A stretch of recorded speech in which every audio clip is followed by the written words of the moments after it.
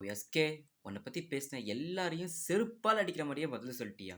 So அது என்ன அப்படின்னு பார்க்கறதுக்கு முன்னாடி பராசக்தி படத்தோட ட்ரெய்லர் வேறு ரிலீஸ் பண்ணியிருந்தாங்க. ஸோ அந்த ட்ரெய்லர் எப்படி இருக்குது அப்படின்னு பார்ப்போம்.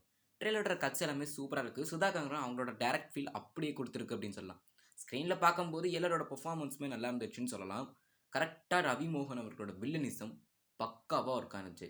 எனக்கு தெரிஞ்சு இந்த படம் ஒரு சூப்பரான படமாக வரும் அப்படிங்கிறதுல நம்பிக்கை அதிகமாகவே இருக்குது. சிவகார்த்திகேயனோட டாக்ஸ் எல்லாமே செம்மையாக இருக்குது. அவரோட டைலாக் ரைட்டிங் பீக்கில் இருக்குது.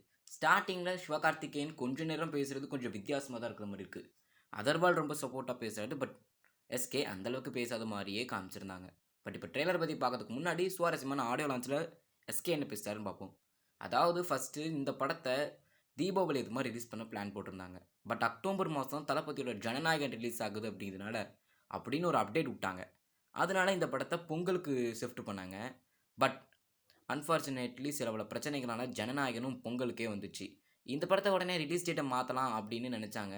பட் சில பல ஃபினான்ஷியல் இஷ்யூவால் அந்தனால தான் நம்மளால் பிளாக் பண்ண முடியும் அப்படின்னால தளபதியோட பர்மிஷனோட ரிலீஸ் பண்ணியிருக்காங்க இந்த ஒரு படத்தை. இதுதான் முக்கியமான பாயிண்ட்.